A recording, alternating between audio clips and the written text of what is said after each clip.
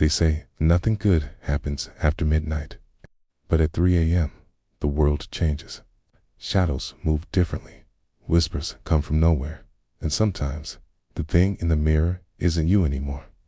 Tonight, he wanted to prove it was just a myth. But by the time the clock struck 3, it was too late to turn back. It began like a game, a late-night challenge, a camera recording, and a nervous laugh to push away the fear. His room felt safe, familiar, ordinary. 8. But the moment the clock hit 3 a.m., ordinary vanished. The air turned heavy. The silence grew thick. Up. And the first knock against the wall marked the start of something he would never escape.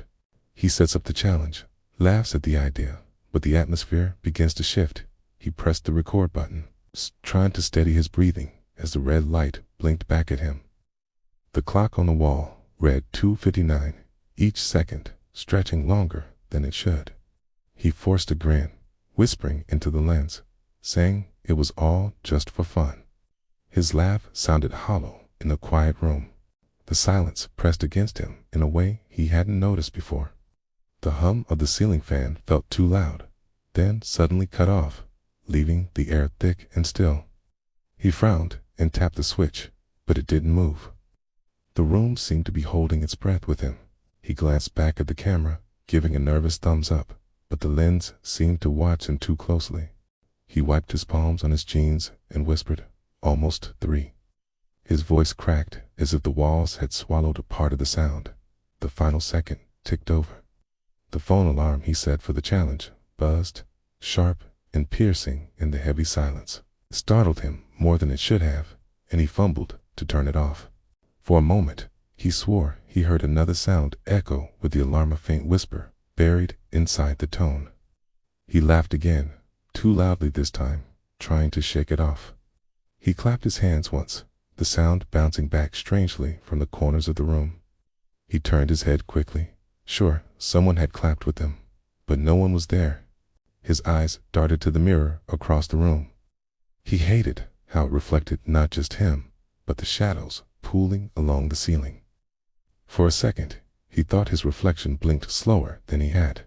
He blinked again, hard, shaking it off. The floor beneath him creaked, even though he hadn't moved.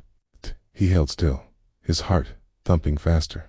He whispered to himself, "Old house, that's all." But the boards creaked again, louder, as if someone else had shifted their weight. The air grew colder. He rubbed his arms, goosebumps prickling his skin. He muttered to the camera, saying it was getting weird, that maybe the challenge wasn't so funny anymore. The words felt flat, like he wasn't the one speaking them. His phone screen dimmed without him touching it. He tapped it back on, confused. The time read 3:01. He told himself it was just a glitch, but the reflection of his face on the dark screen didn't quite move the way he did. He grabbed his flashlight, flicking it on, and the beam wavered weakly. Dust floated in the light like ash. He panned it across the walls, pausing when it caught a handprint smudged on the far side of the door. His throat tightened. He hadn't touched that wall. The knock came then, soft but deliberate, 3 slow taps against the same door. His breath hitched, and he whispered into the silence, "Hello?" His voice sounded small, swallowed instantly by the air. No reply, just the echo of his pulse in his ears. He stood up slowly, legs trembling, edging closer to the door. The knock repeated, harder this time, in rhythm with his heartbeat. He pressed his hand against the handle, trying to twist it, but it rattled as if locked. He swore under his breath, pulling harder, but the metal stayed firm in his grip. Behind him, the camera picked up a faint shadow moving in the reflection of the mirror. He spun back, the flashlight beam jerking across the room, but there was nothing there. The mirror stared back at him, and for the first time, his reflection didn't. It was still, perfectly still. A chill sank into his chest as the room seemed to close in tighter around him. He stumbled back toward the bed, the camera shaking as it recorded every second. The challenge had only just begun, but already He felt like he wasn't playing anymore. Strange sounds, shadows stretching unnaturally. The first sign something is inside the room. The knock faded, but the silence it left behind was worse. He backed away from the door, flashlight trembling in his hand. Every corner of the room seemed to shift under the dim light, as though the shadows were alive and waiting for him to blink. The clock on the wall ticked once, sharp and unnatural, like metal scraping against stone. He turned toward it, startled, only to find the hands frozen at 3:02. He muttered under his breath. But the sound of his own voice seemed wrong, almost like someone repeating his words, a fraction of a second late. The shadows along the ceiling stretched longer, bending in ways the light couldn't explain. He swept the flashlight toward them, but they didn't retreat. Instead, they curled tighter, twisting into shapes that almost resembled hands. His breathing grew shallow. He told himself it was just exhaustion, tricks of the dark, but the air tasted stale, heavy with dust that hadn't been there before. It felt like the room hadn't been opened in years, even though he had been sitting there the whole time. Something moved near the dresser, just a flicker, like fabric brushing past. He swung the light instantly, but the dresser stood still, its drawers closed. He hesitated, then leaned closer, noticing that one of the handles was slowly swaying on its own, clicking gently against the wood. The knock came again, not from the door this time, but from beneath the bed. 3 hollow thuds that vibrated through the floorboards. He stumbled back, nearly tripping over the chair, his heart thundering in his chest. He aimed the light at the bed skirt, the beam shaking violently. Nothing moved. He crouched low, hands trembling, trying to lift the fabric. But before he could, a cold draft brushed across his face, carrying a faint whisper that hissed his name. He jerked upright, slamming into the wall. The camera on the desk tilted slightly, as if nudged, capturing his panic in shaky detail. He tried to steady his breath, whispering that it wasn't real, that it was just the hour messing with him. But then the mirror caught his attention again. Its reflection was seated on the floor, even though he was standing. His mouth opened slowly, stretching wider than his own ever could. He dropped the flashlight in shock, the beam rolling wildly across the room. The sound of glass shifting filled the air. He turned toward the mirror, horrified, as hairline cracks spread across the surface from the reflection's mouth. Each crack pulsed like veins, glowing faintly in the darkness. He lunged for the door again, yanking the handle desperately. It rattled harder, refusing to open. He pounded against it, his fists echoing in the locked silence. Behind him, the mirror gave a sharp, splintering sound, like something pressing against it from the other side. The whispers grew louder, overlapping, dozens of voices speaking in tones that clawed at his ears. He clamped his hands over his head, crouching down as the noise filled the room. The flashlight flickered one last time before dying completely. In the pitch dark, he heard footsteps, slow, deliberate, pacing around him in a perfect circle. He froze, afraid to move, afraid to breathe, listening as the unseen steps drew closer with each passing second. He shut his eyes tight, hoping it would all vanish. But the final sound made his blood run cold. His own voice whispering right next to his ear, asking, "Why are you in my room?" The mirror starts acting on its own, reflection smiling when he doesn't. He opened his eyes. But the darkness was thicker than before, pressing against his skin like something alive. He scrambled toward the bed, feeling for the dropped flashlight, but his fingers brushed only the cold floorboards. The whispers followed him, rising and falling, shifting from one side of the room to the other.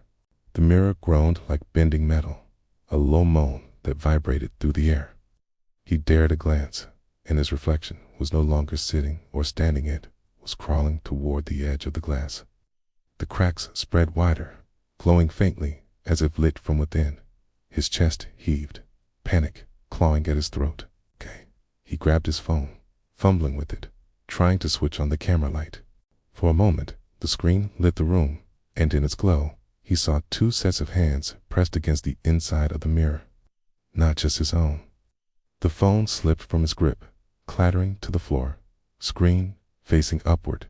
The camera captured the mirror perfectly, and on the screen, he saw shapes moving behind his reflection, tall, thin figures shifting in jerks and spasms. His own reflection stood still, smiling as the shapes loomed closer behind it. He crawled backward, kicking the chair aside, the legs screeching against the wood. The sound seemed to stir the figures.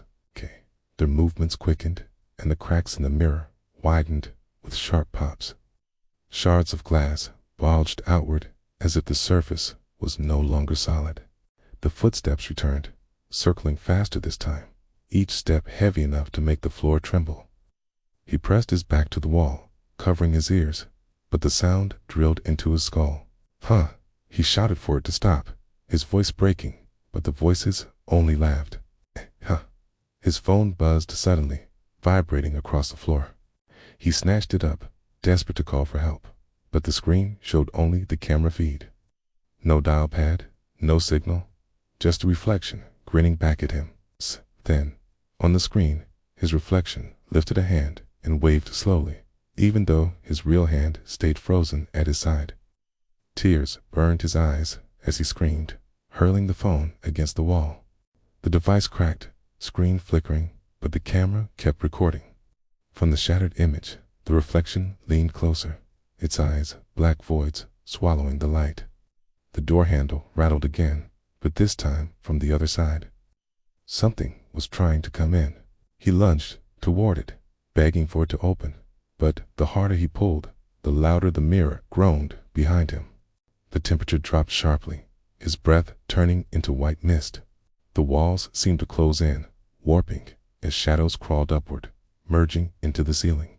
He spun, pressing himself into the corner, unable to escape as the sound of glass breaking filled the air. The mirror splintered outward, shards scattering across the floor. His reflection stepped through, its body stretching unnaturally as though tearing free from chains. Its grin widened, revealing jagged teeth where none should be. He froze, unable to move, his body refusing every command. The figure bent down, placing its hand on the floor. The wood smote where it touched, the air filling with the stench of burning. The whispers became deafening, 1,000 voices chanting his name, over and over, each syllable sharp like broken glass. He pressed his hands to his ears, screaming, but the sound burrowed into his skull. The last thing he saw before the light went out completely was his reflection stepping closer, head tilting, whispering in his exact voice. "It's my turn now." The room fell silent. The camera blinked once, then cut to black at exactly 3:10. "Do you want me to keep pushing the terror into Chapter 4, the trap with another 15-paragraph expansion? Or should I move toward the final climax and outro to keep the pacing tight for your video?" The door won't open, whispers surround him. The reflection begins to move independently. The door handle shook violently in his grip, but no matter how hard he twisted, it refused to budge. He slammed his shoulder against the wood until pain shot through his arm, but the door didn't even creak. It was like the house itself had locked him in. Behind him, the sound of glass grinding filled the air, each scrape like nails dragging across metal. Hay turned his head slowly, heart pounding so hard it hurt, and saw the reflection move without him. It tilted its head to one side, a jerky, unnatural angle that made his stomach lurch. He stepped back, pressing his spine harder against the door. The reflection didn't copy him, it crept closer to the glass, its face pressing so hard that cracks spread like spiderwebs across the surface. His mouth went dry. He tried to scream, but the sound caught in his throat. The reflection's lips moved instead, mouthing words he couldn't hear, but somehow he understood them. They weren't his words. They were a warning, or a threat. The whispers swelled again, this time rising from the floorboards, from the ceiling, from every corner of the room. 12 voices chanting all at once, pulling at his sanity. He pressed his palms over his ears, but the sound only grew louder inside his skull. something brushed against his ankle. He jerked his leg back, flashlight beam darting to the floor, but nothing was there. His reflection, though, had dropped onto all fours, crawling up the inside of the mirror like an insect. Its mouth opened wider, wider, until it tore impossibly down its face. The door behind him paused once, like something slammed into it from the other side. He whipped around, desperate, but there was no sound after. Stillness. He turned back and nearly choked on his breath. His reflection was gone. The mirror showed only the room, empty and dark. He stumbled forward, shining the flashlight desperately at the glass, but his own figure didn't appear.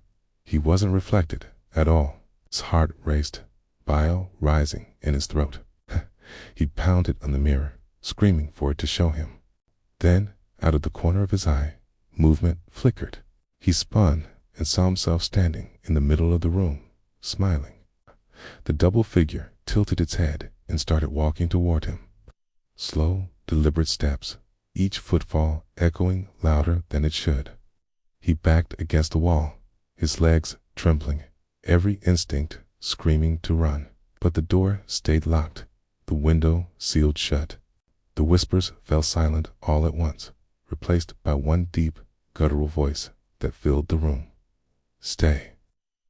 The sound vibrated in his bones, pressing him down as though gravity had doubled. He dropped to his knees, clutching his head, tears streaming down his face. His double crouched in front of him, inches away, its grin stretching impossibly wide. The light flickered and died, leaving only darkness. A cold breath grazed his ear, and he heard his own voice whispering from the thing in front of him. This is my room now. The climax. He disappears. Only the cracked mirror remains. Camera dies at 3:15. His nails split as he clawed at the wood, blood smearing across the door, but still it held firm. The silence behind him was worse than the whispers, worse than the footsteps. It was heavy, suffocating, as if the entire room held its breath. He turned slowly, chest heaving, heart hammering so violently he thought it might burst. The room looked empty, but the shadows were wrong-stretched too far, bending against the angles of the walls like they were alive. The mirror no longer showed the room. Instead, it was black, a void so deep it pulled at his eyes. He stumbled backward, unable to look away, feeling that emptiness reaching for him, tugging at his very skin. A single hand broke through the darkness, pale and thin, slamming against the inside of the glass. Then another.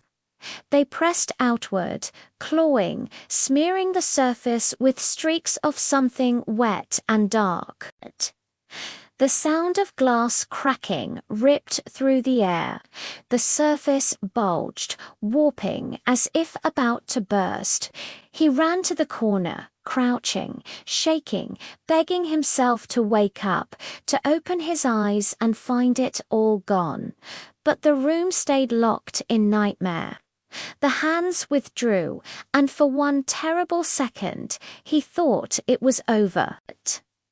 Then the reflection stepped out his exact face, his exact body, but wrong. Its eyes were pitch black, swallowing every shred of light. It walked toward him, not rushed, not frantic, but slow, patient, like it knew he had nowhere to go. He pressed into the corner, whispering pleas under his breath, but the figure only tilted its head. When it reached him, it crouched low, mirroring his posture until they were face to face. It raised a finger to its lips, commanding silence, then reached out and placed its hand on his chest. The cold burned through him instantly, sucking the air from his lungs. He gasped, struggling, but his arms felt heavy, his body stiffening as though the touch had rooted him to the floor. His reflection leaned closer, mouth opening unnaturally wide, and breathed in. He felt something tear loose from inside him, a piece of himself ripped away. The mirror behind them flared, glowing with a sickly white light. His reflection stood, dragging him by the chest, pulling him inch by inch toward the glass. His heels scraped against the floor, leaving streaks of blood, his screams echoing back at him from nowhere. The surface of the mirror rippled like water. His reflection stepped in effortlessly, yanking him half through the glass. His body convulsed, half in the room, half trapped in that impossible void. He reached out with one last desperate grasp, fingertips brushing the edge of the frame. For a moment, it felt like he might hold on. But then the cold surged through him, and he was dragged inside completely. The glass sealed behind him with a violent crack, spiderwebbing fractures spreading across its surface. The room was empty again, save for the broken phone lying on the floor. On its cracked screen, the camera feed blinked one last time. The mirror showed only a faint silhouette inside, pounding against the glass with hollow eyes. Then the feed cut out time stomp, frozen at exactly 3:15.